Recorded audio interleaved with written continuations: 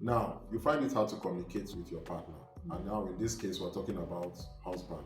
You find out that, he really doesn't open up, during conversations, So today we are going to talk about effective ways, you can communicate with your husband, things that, you can do that will make him open up, be in that comfortable space. Hi, my name is Pascal and she is Audrey. Yes, and we are Audrey and Pascal, and we talk about everything relationship. So the very first way, that can help your effective communication with your husband is number one, effective listening. You always have to make sure that when you're in a conversation with your husband, and it gets to that point where he's talking, give him your 100% attention. Yeah. The first place is that you need him to get into that space where he's talking, and now he's in that space. You don't want to do anything to distract him. So as much as possible, give him that full attention. Don't get distracted by your phone, or try to get distracted by anything and make him feel uncomfortable like you're not listening. You give him that direct, full attention, stare him in the eyes, to always make sure that, you are listening, make him feel that you're listening, always, just give him your full attention. Don't interrupt him. Yeah, exactly. Do not interrupt him.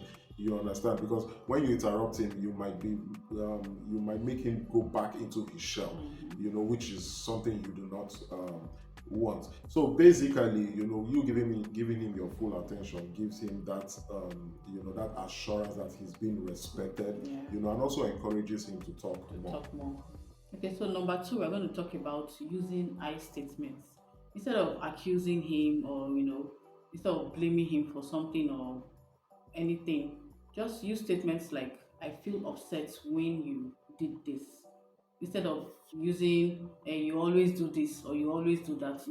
Ladies, don't. Yeah, he's going to feel attacked and you don't want him to feel that way. Yeah. So when you keep using you, he's going to feel like, you're coming at him, you're attacking him. You're attacking him. Yeah, and of course, you might get to a point where he might have his defenses high, and you guys will not, get to that balanced state, you want. So or you guys will end up arguing instead of talking or communicating. Exactly. So always make sure you use the I statements. Yeah. Now the third one is choose the right time. Yeah. Always make sure you choose the right time. Now, when we mean choose the right time, just don't feel any time is okay to talk. At a particular time, imagine a man coming back from work and he's stressed out and everything, and you choose that time to talk. It's not going to work. So it's a situation where he's back. If he has to eat, let him eat. If he has to take a shower, let him take a shower. He's well rested. And you can go and say, can we talk? Make sure he's ready to talk. You get go ahead, ask him, can we talk? And if he acknowledges, fine, we can talk, then now you can talk. But always make sure it's the right time. Just don't feel because at that particular time you want to talk, so you feel you have to talk. No, sometimes may not be the right time to talk. So always make sure that it's the right time. It could just be before you guys go to bed, where you guys are in that comfortable space. It could even be you just having a normal conversation, and you find out that this is the best time to slip in this conversation. Then now you slip it in and you guys talk about it. So you're basically making sure that the time is right. Okay, so the fourth one is be honest, be gentle. Don't come aggressively at your husband when you guys are conversing or when you're communicating. Yeah. Just be calm, be honest, be open with your words. Yeah. Be kind with your words, most especially. Exactly. Don't make him feel like you're coming with a fight. Exactly. Just make him, feel like, you want to have a conversation with him. So be very gentle in your words, be soft in your words, don't use don't use aggressive tones. Don't use aggressive words. As much as possible, make sure that both of you are in a calm state. And the only way that can happen is if you are talking to him in a calm manner, in a gentle manner, in a soft manner. You get, so that would help to have that effective communication you want to have with him. So number 5, body language. Body language is very key because your body language determines if you are listening or if you are not listening. So in this sense, or in this scenario, when you are having a conversation with your husband, always make sure that your body language does not contradict that situation. So keep eye contact. That makes him feel like, oh, you are listening, you are there, and don't get distracted, which we've already talked about. Maybe your phone or something. Pay your full attention, because a little body language can make him feel, oh, she's not listening, or could feel like, oh, she's not agreeing to what I'm saying, or may make him feel like, oh, you don't care what he's saying.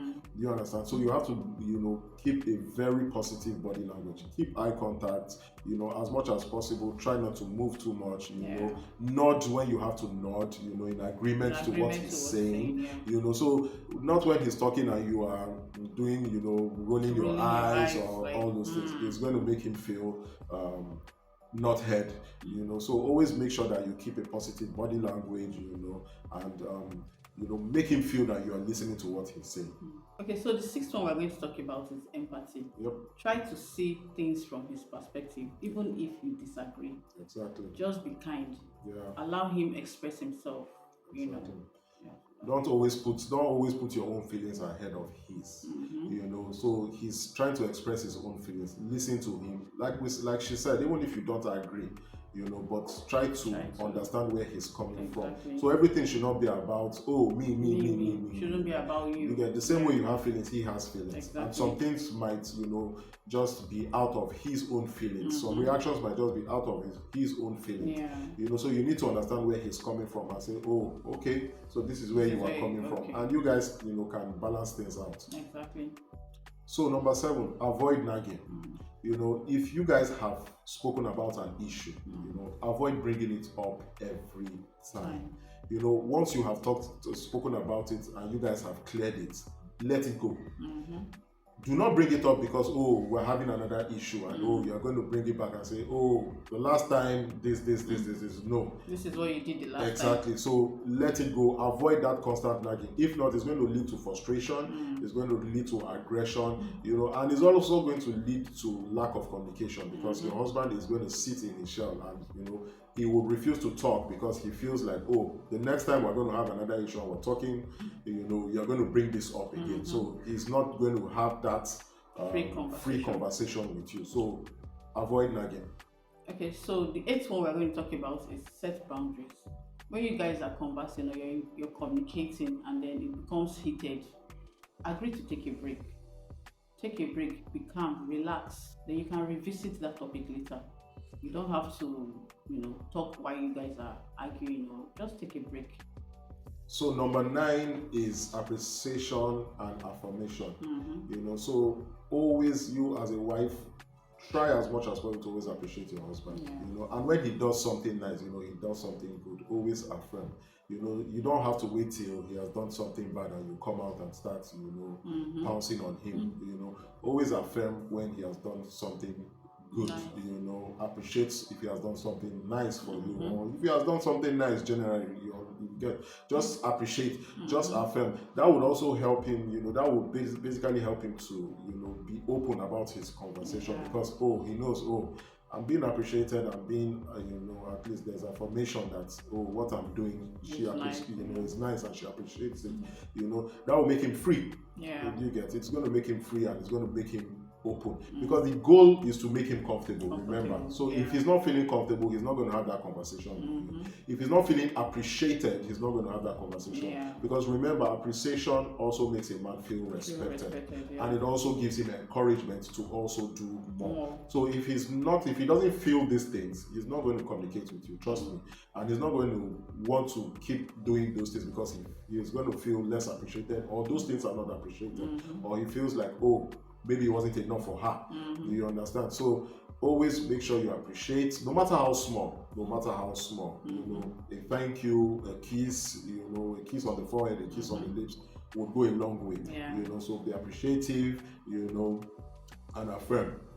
So the 10th one is always work as a team. No matter what you do, the fact that you're married makes you a team. So always try to make sure that you achieve things, as a team. Now, how does that help? When he knows, oh, I have my wife by my side, in everything, you guys do, it helps him to talk more. It helps him to communicate more, because if he feels he's on something alone, and let's say there is a little bit of things not going the way it's supposed to go, he might find it hard to communicate it to you, because he feels, oh, you might blame him, or you're not going to take it well, but when you're working as a team, in that sense, you might not even be doing much, but you're encouraging him, means you're working as a team. That encouragement, even when he has done something wrong, just, oh, yeah, I get it, but you're doing your best, just keep at it, don't give up, it goes a long way. So always work as a team. Remember, when you get married, you are not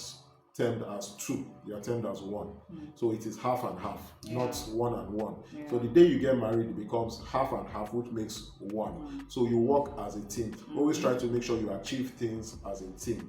Build the family as a team, raise the children as a team, try and be involved in each other's affairs, do things together. Do things together. Her business, his business, try to want to know things about it. So just don't feel because, oh, he's the breadwinner and he's the man of the house, whatever happens at work is his business, whatever happens in his office or in his business, that's his problem.